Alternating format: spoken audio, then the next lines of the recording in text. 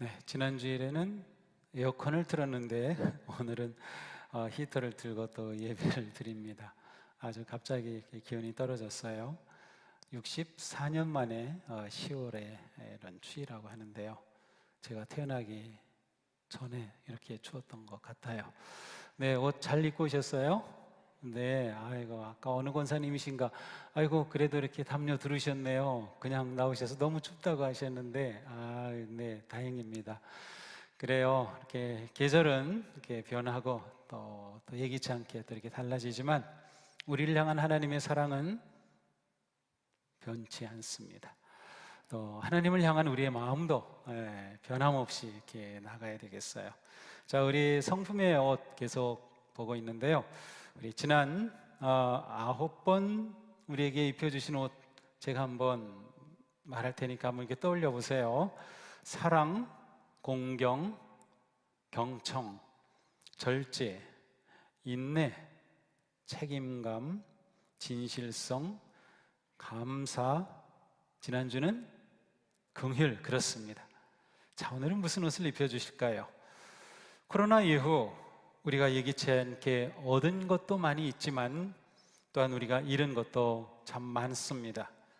마음껏 찬양하며 춤추며 외치며 드리는 이러한 대면 예배의 감동, 소그룹의 교제와 만남, 쉼과 여행, 마스크 없이 시원하게 좀 숨을 쉬는 것, 여럿이 모여 함께 식사하고 이야기하는 즐거움, 여유로움, 반가운 악수와 꼭 안아주는 허그, 그리고 밝은 웃음소리.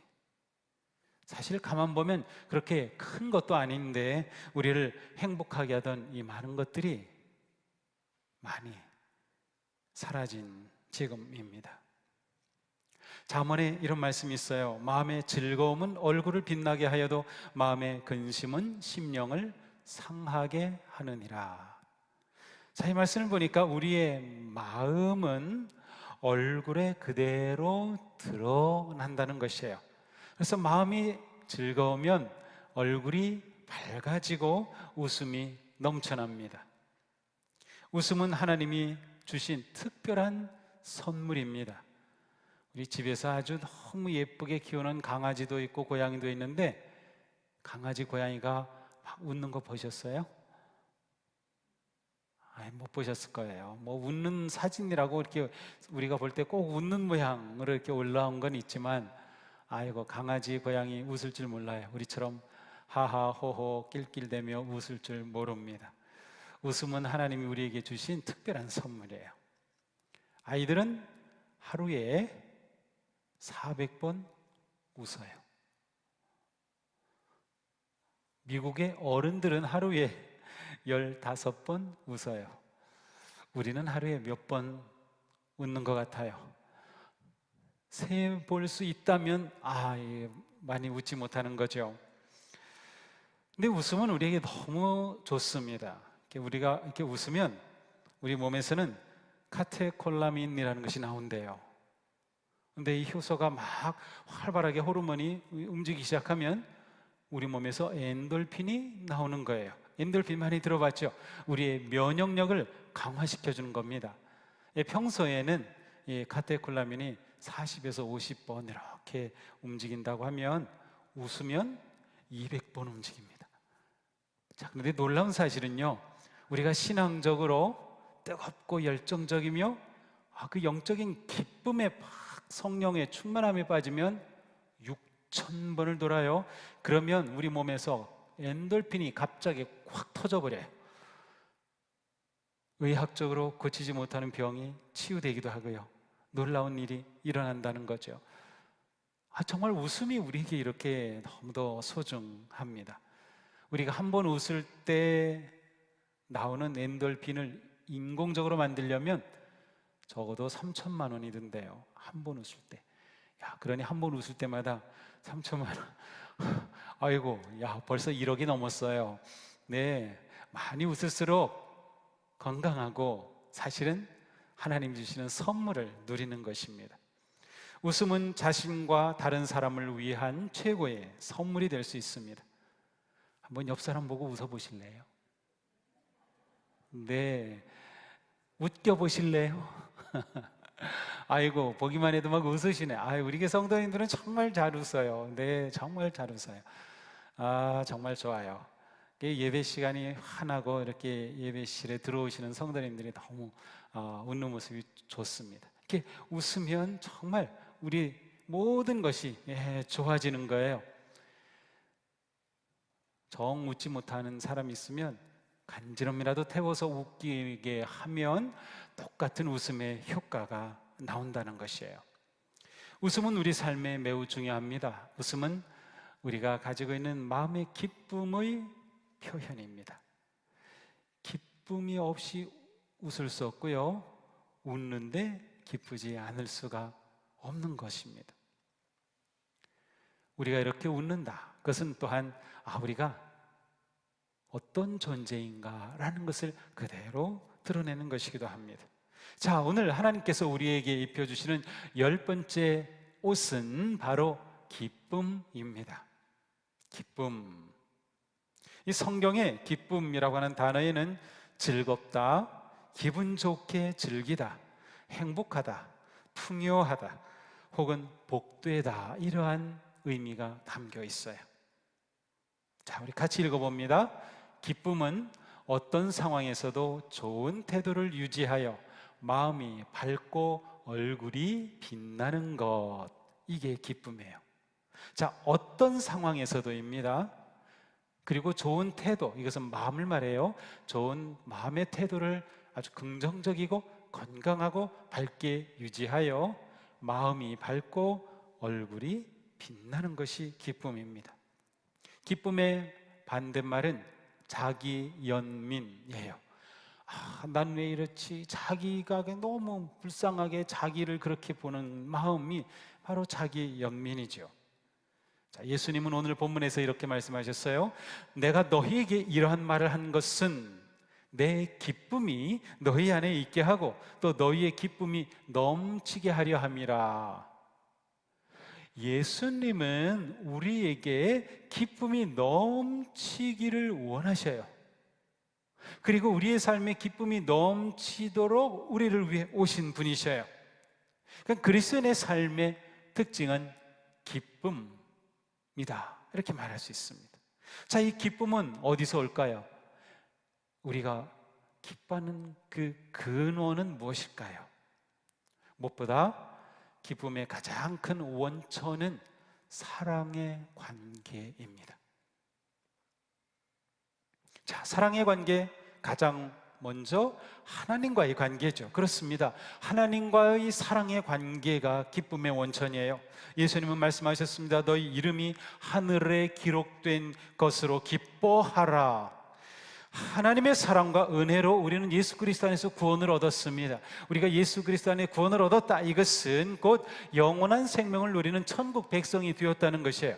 우리는 죽어서 천국 가는 것이 아니라 이미 이곳에서 천국을 누리며 살도록 하나님의 큰 사랑을 받았어요. 바로 그것이 우리의 이름이 하늘에 기록된 것이에요. 그것이 바로 기쁨의 근원이라는 말씀이죠. 하나님과 맺은 이 사랑의 언약이 우리에게는 기쁨의 근원입니다. 느헤미야는 이렇게 고백하죠. 여호와로 인하여 기뻐하는 것이 너희의 힘이니라. 하나님으로 인하여 기뻐하는 것, 하나님이 기쁨의 이유, 기쁨의 근원이 되시는 거예요. 우리가 하나님의 사랑을 벗어난다면, 하나님과의 언약의 관계가 깨지고 멀어진다면 우리에게서 기쁨은 사라집니다. 다윗은 하나님의 사랑 안에 있을 때 너무 행복했어요. 그런데 자기가 지은 죄가 드러나고 죄가 하나님 앞에 밝혀지고, 그리고 그가 하나님과 멀어진 그 순간 깨달은 것은 내게 기쁨이 없다는 것이었어요. 그래서 다윗은 하나님께 회개 기도를 이렇게 합니다.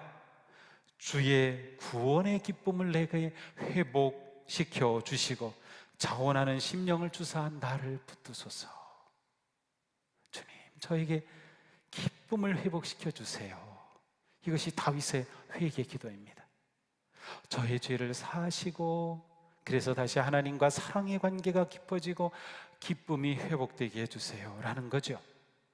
자, 사랑의 관계는 하나님과의 관계뿐만 아니라 사람과의 관계도 마찬가지입니다. 사랑의 인간관계가 또한 우리에게 기쁨의 원천입니다. 가족과 친구, 동료와 이웃, 사람과의 관계, 그 관계가 신실하고 사랑과 정으로 맺어질 때 우리에게 기쁨이 넘쳐요. 언제 기쁜가 보세요.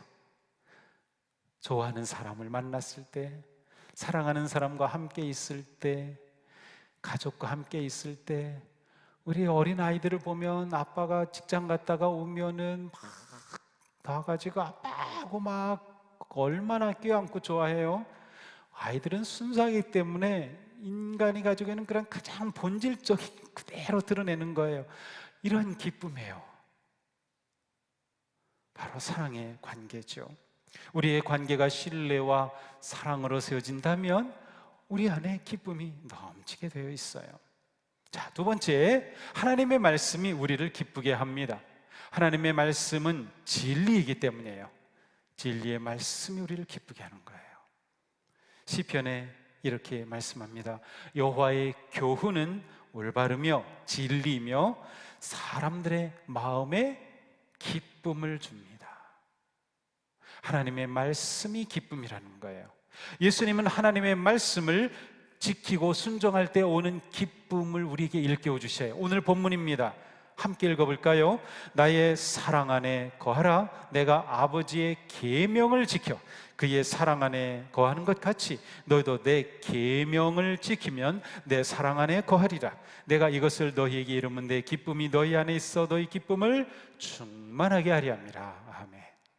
자, 여기 뭐라고 말씀하셔요? 아버지의 계명을 하나님께서 예수님이 지키셨어요. 그래, 기쁨이 넘치신 예수님이 너희도 내 계명을 지킴으로 기쁨을 넘치게 하기 원한다. 내 기쁨을 너에게 주려는 거야. 너희가 기쁨이 넘치기를 원해. 이것이 주님의 말씀이에요. 주님의 계명, 교훈, 말씀, 토라, 진리의 말씀이 우리를 기쁘게 한다는 거예요. 예레미야는 이렇게 말씀합니다. 만군의 주 하나님, 주님께서 저에게 말씀을 주셨을 때 저는 말씀을 받아 먹었습니다. 주님의 말씀은 저에게 기쁨이 되었고 제 마음에 즐거움이 되었습니다. 주님의 말씀이 내게 기쁨이고 즐거움입니다 라고 예레미야가 고백하고 있어요.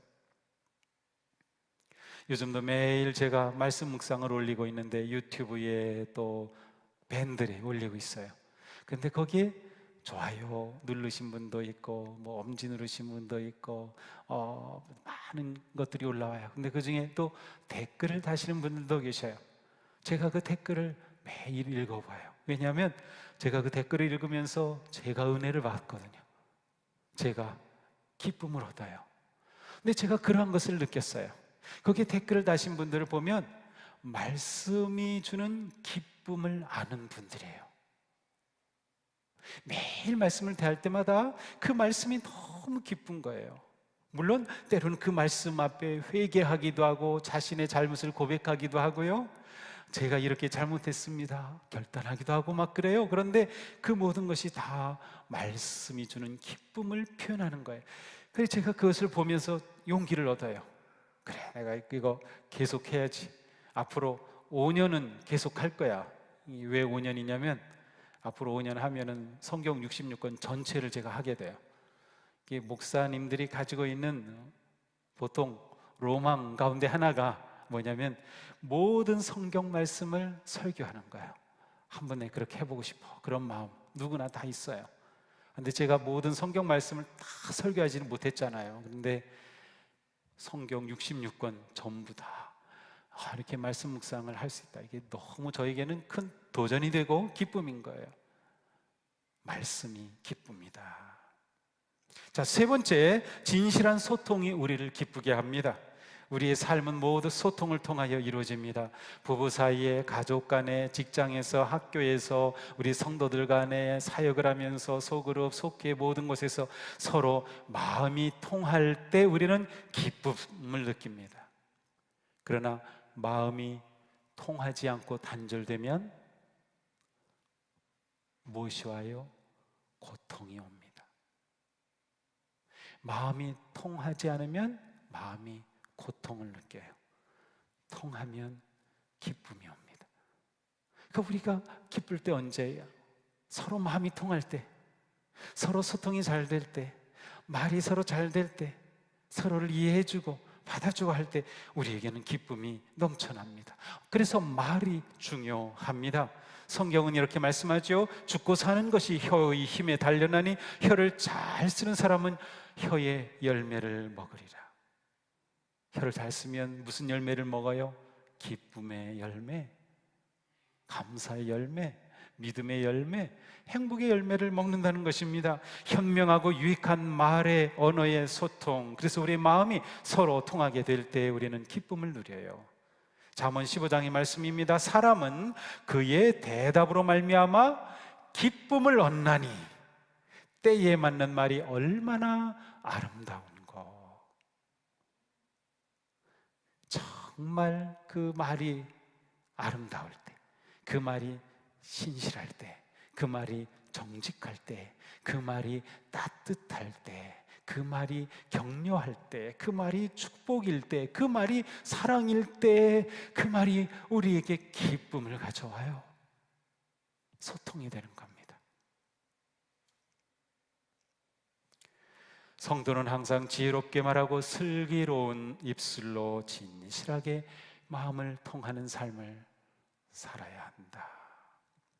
바로 여기에 기쁨이 있어요.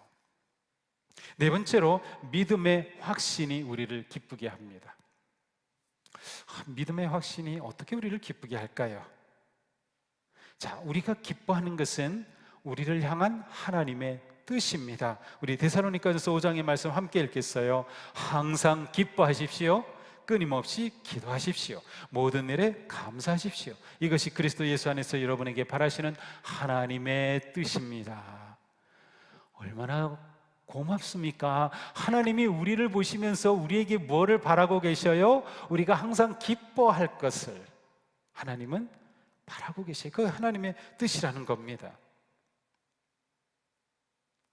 그러나 우리가 살아가면서 많은 어려움과 역경, 시련, 환난을 만납니다. 그래도 기뻐해야 할까요? 대답하기가 좀 그렇죠. 아니, 그때는 어떻게 기뻐하겠어요? 그런데 하나님은 우리가 항상 기뻐하라고 하시죠. 항상은 좋을 때, 나쁠 때, 즐거울 때, 슬플 때 모든 상황이에요. 항상 기뻐하는 게 과연 가능할까? 자, 예수님이 말씀하셨어요. 함께 읽어봅니다. 나로 말미암아 너희를 욕하고 박해하고 거짓으로 너희를 거슬러 모든 악한 말을 할 때에는 너희에게 복이 있나니 기뻐하고 즐거워하라. 하늘에서 너희의 상이 큼이라.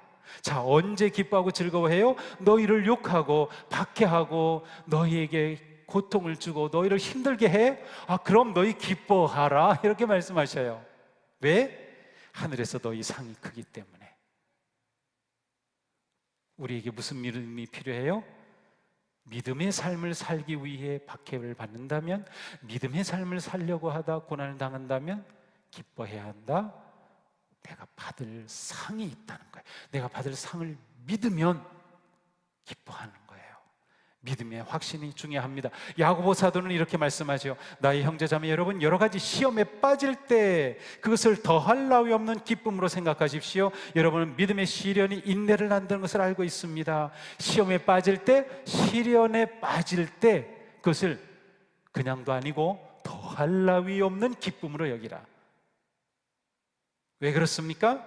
그 시련으로 인해서 인내를 낳는다. 인내를 이룬다는 것인데, 인내를 이룬다는 것은 우리를 향한 하나님의 거룩한 뜻이 이루어진다는 거예요. 시련 가운데에서도 그러니 기뻐라. 여기서 무슨 믿음의 확신이 필요해요? 그렇구나, 이 시련이 있지만 내가 이 시련을 인내할 때 하나님께서 나에게 엄청난 열매를 주실 거다. 그 믿음. 베드로는 이렇게 말씀합니다. 여러분은 그리스도의 고난에 동참하는 것이니 기뻐하십시오. 그러면 그의 영광이 나타날 때 여러분은 또한 기뻐 뛰며 즐거워하게 될 것입니다. 고난에 동참하는데 그때 기뻐하라는 거예요. 왜 그렇습니까? 그의 영광이 나타날 때, 주님께서 오실 때 바로 우리는 오히려 더 기뻐 즐거워할 것이다. 우리에게 믿음의 확신이 있다면, 바로 주님이 오실 때 기쁨과 즐거움이 더할 것이라는 확신이 있다면 우리는 고난 중에도 기뻐할 수 있는 겁니다. 이 말씀을 잘 보면 고난과 역경과 어려움, 어떤 상황 가운데서도 우리에게 하나님의 뜻에 대한 확신과 믿음이 있다면 우리는 기뻐할 수 있다. 이게 우리 성도의 기쁨이에요. 세상이 줄 수 없는 기쁨, 세상은 이해할 수 없는 기쁨, 바로 이 기쁨이죠. 우리는 하나님의 사랑을 받는 복된 존재이며 생명과 역사의 주인이신 하나님께서 섭리하시는 그 사랑과 인도함을 받고 있어요. 내 인생은 하나님께서 딱 잡고 섭리하고 계시다는 겁니다. 이 믿음이 너무도 중요합니다. 특히 고난의 때, 혼란과 역경과 시련의 때 중요해요. 사도 바울은 너무도 놀라운 말씀을 우리에게 주셨어요. 우리 같이 한번 읽어봅니다. 하나님을 사랑하는 사람들, 곧 하나님의 뜻대로 부르심을 받은 사람들에게는 모든 일이 서로 협력해서 선을 이룬다는 것을 우리는 압니다. 우리는 확신하노라 이렇게 돼 있어요. 우리는 압니다. 강조돼 있어요. 무엇이에요? 모든 일이 서로 협력하여 선을 이룬다.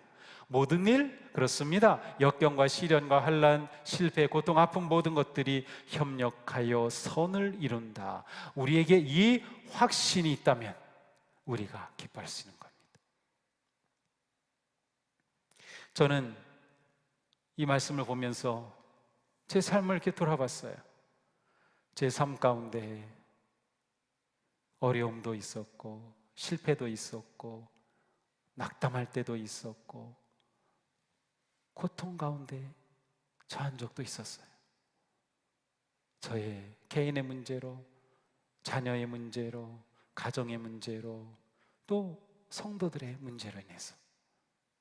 그런데 그 모든 것들이 지금 보니까 1년 전, 2년 전, 3년 전, 10년 전 그 모든 것들이 지금 보니까 모든 것들이 다 하나님께서 선을 이루어오셨어요. 그러니까 지금 제가 어떤 후회가 들겠어요?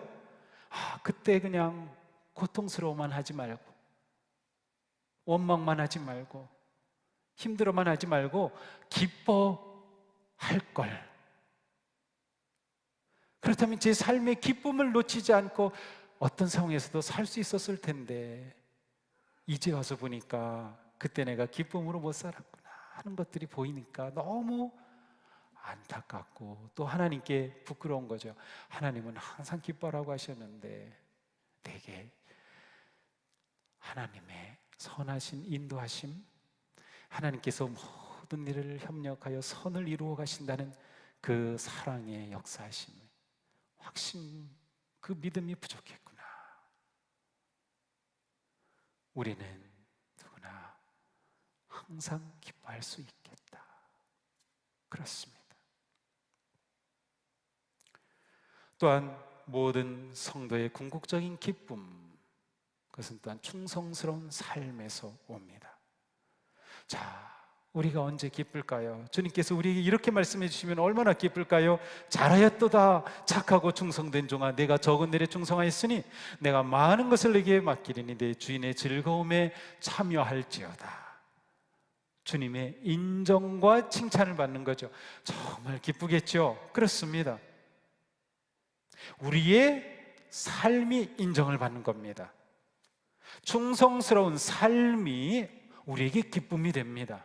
충성스러운 삶, 무엇이 충성스러운 삶인가요? 우리의 가정에서, 직장에서, 사업처에서 우리가 살아가는 그 삶의 자리에서 하나님의 사랑과 섬김의 마음으로 살아가는 것이에요. 또한 우리가 교회에 어떤 일을 하든, 사역을 하든, 무엇을 하든 감사와 기쁨으로 섬김의 일을 하는 것이에요. 우리에게 신앙이 있기 때문에 충성스러움이라는 표현을 쓰지만, 그냥 일반적으로 말하면 일할 때 기쁜 거예요. 일할 때. 제 친구 중에는 벌써 은퇴한 친구들이 있어요. 그런데 목사인 저를 부러워해요. 왜? 고맙게도 저는 70세까지 일할 수 있어요.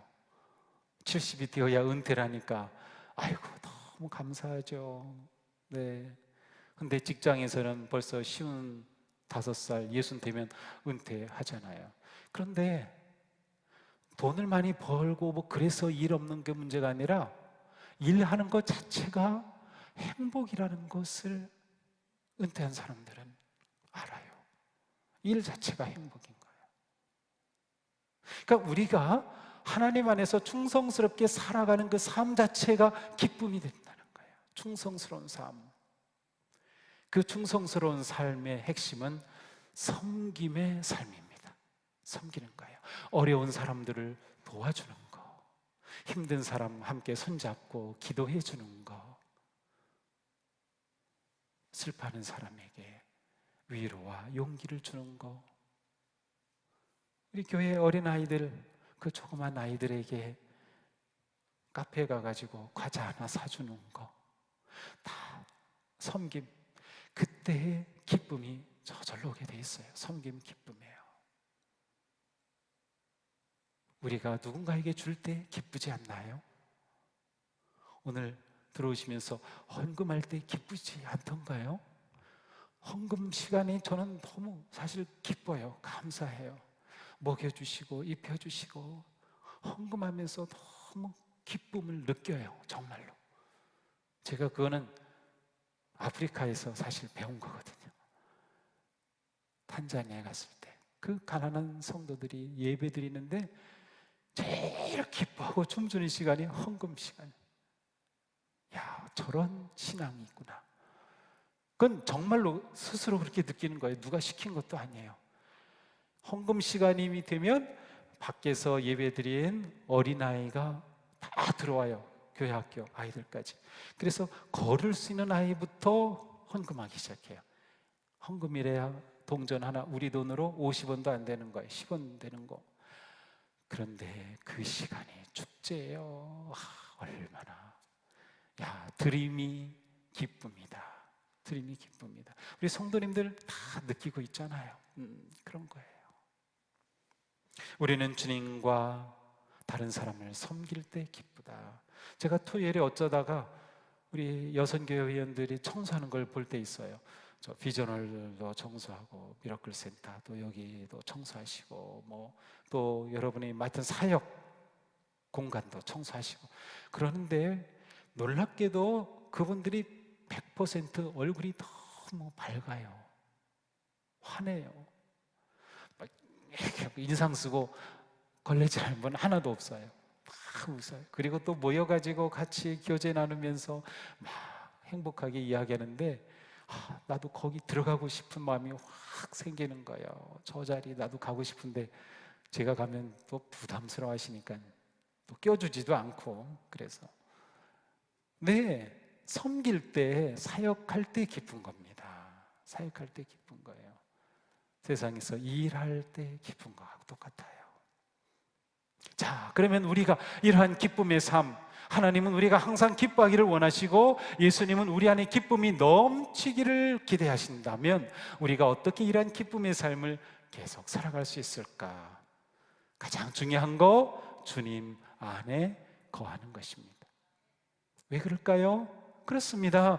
주님과 우리와 사랑의 관계가 기쁨의 원천이기 때문에 주님 안에 거하는 것입니다. 주님을 우리 삶에 모으시면 기쁨이 넘쳐나요. 사도 바울은 고백하죠. 주 안에서 항상 기뻐하십시오. 주 안에서 기뻐하십시오. 주 안에 있으면 기쁨이 저절로 나옵니다.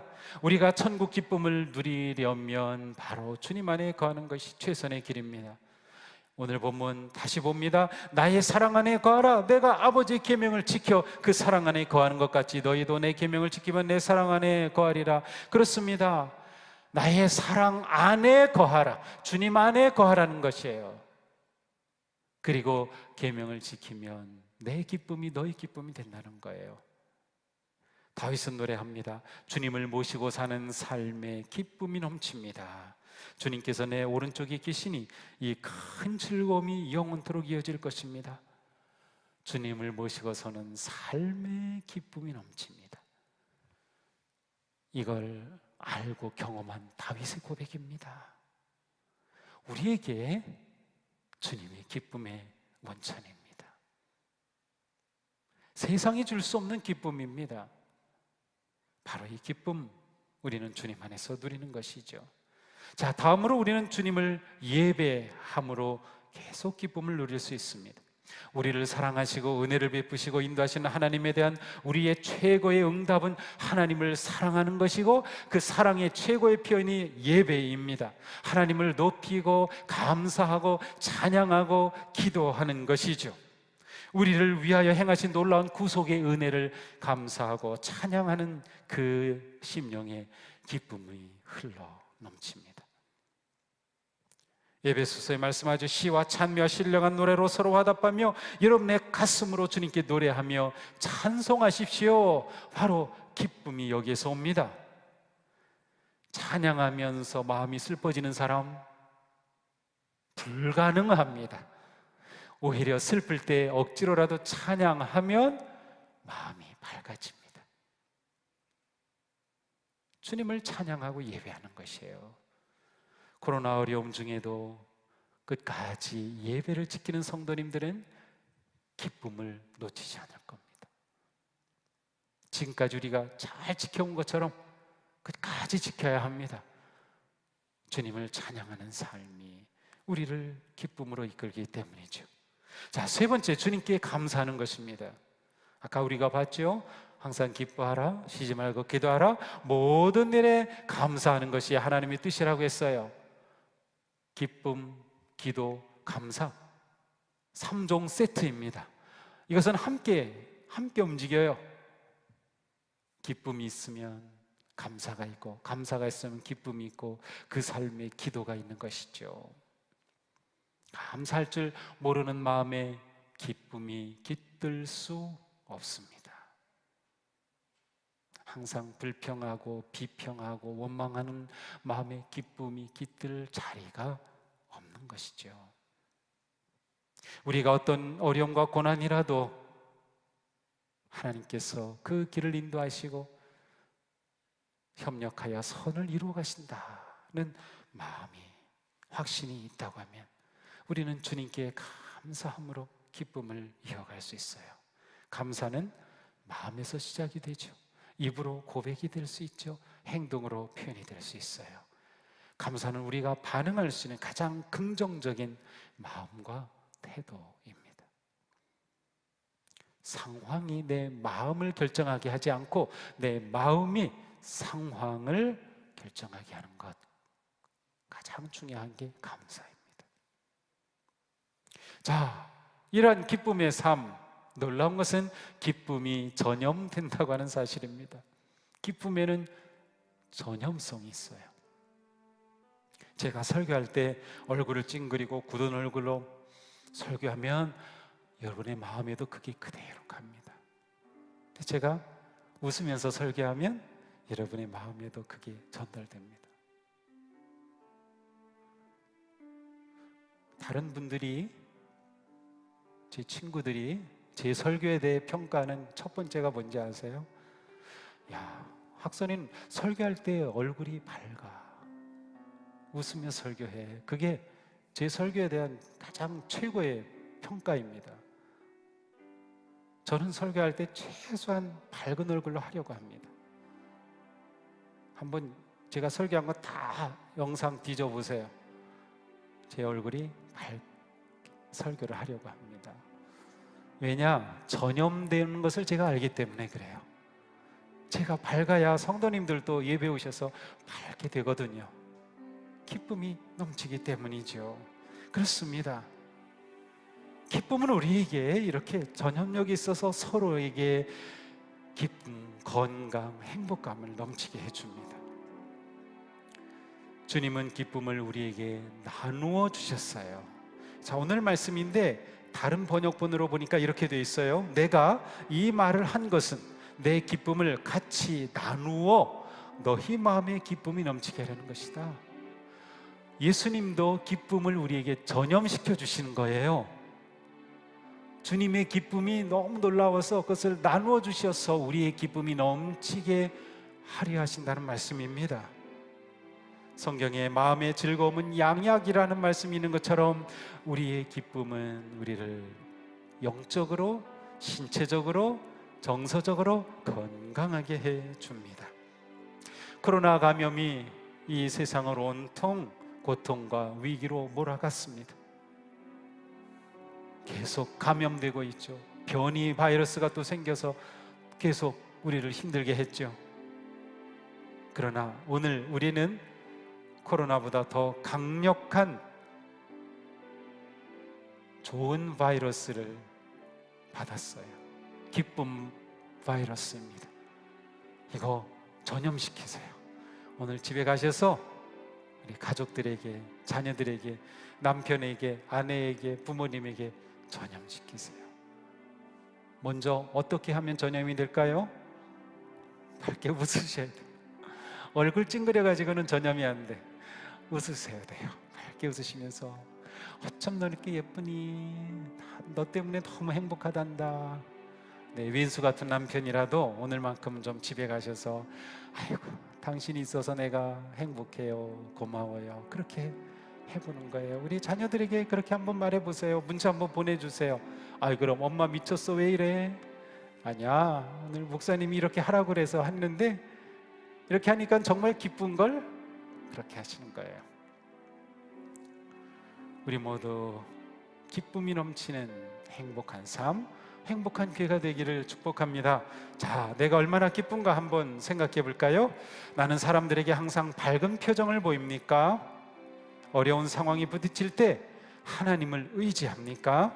온 마음을 다해 하나님을 사랑하고 하나님을 내 삶의 주인으로 모시고 있습니까? 감사하는 마음이 넘칩니까? 다른 사람을 섬기는 일에 열심입니까? 자, 우리 함께 결심 읽어보겠습니다. 나는 항상 주님 안에 거하도록 힘쓰겠다. 나는 고난 중에도 미소 짓고 항상 웃으며 살겠다. 나는 낙담하지 않겠다. 나는 감사와 기도로 방해물을 제거하겠다. 나는 주님을 예배하는 일에 힘쓰겠다. 자, 우리 이렇게 작정하고 한 주간 살아보겠습니다. 무엇을 작정하는 거예요? 기뻐하기로 작정하는 거예요. 기뻐하기로. 아마 이 주간 우리가 이렇게 작정이 있기 때문에 사탄은 우리를 넘어뜨리려고 엉뚱한 일, 힘든 일, 이 생각지 않은 일 우리에게 일어나게 할지 몰라요. 아, 요거 사탄이 나를 넘어뜨리려고 하는 거구나. 더 기뻐해야지. 오늘 말씀 생각하면서 어떤 상황이라도 하나님은 내 삶을 선으로 만들어 가시오. 나는 두려워할 거 없어 하는 마음가짐으로 기쁨의 삶 승리하기를 축복합니다. 기도합시다.